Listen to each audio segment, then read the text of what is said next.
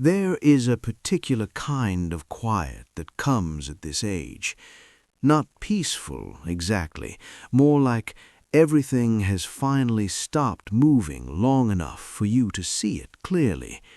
And sometimes what you see is not what you expected. My name is Margaret, Margaret Elaine Hollis. I am 99 years old. I will be 100 in April, if April comes. My daughter says I should be proud of that. I don't know what I feel about it. Proud seems like the wrong word for simply continuing.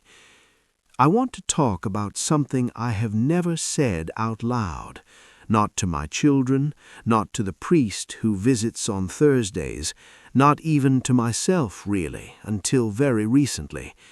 When you get to be my age, you stop being afraid of most things. But there are one or two things you have been carrying so long they have become part of your posture, part of the way you sit in a chair. This is one of those things. It was the spring of 1959. I was 32 years old. My husband Gerald and I had been married for 8 years. We had a house in a small town in Ohio that smelled like someone else's life when we first moved in. Old wood, other people's cooking. I painted the kitchen yellow the first week we arrived because I needed something to be mine. Gerald was a good man. I want to say that clearly. He was a good man in all the ways that are visible. Steady work, never cruel, never absent in the physical sense of the word. But there are other ways to be absent, and I didn't have language for that then. None of us did.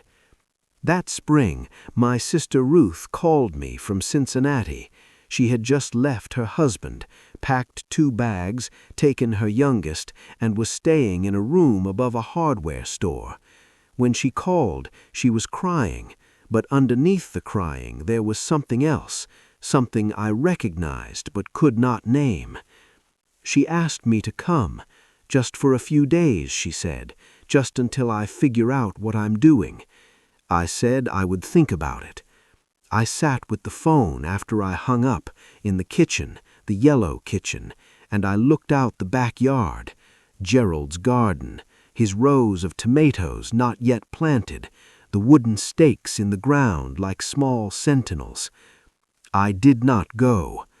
I told myself it was because of the children, because Gerald needed me, because Ruth would be fine, because leaving, even for a few days, felt like something I wasn't allowed to do without a very good reason, and I decided that her needing me was not a good enough reason.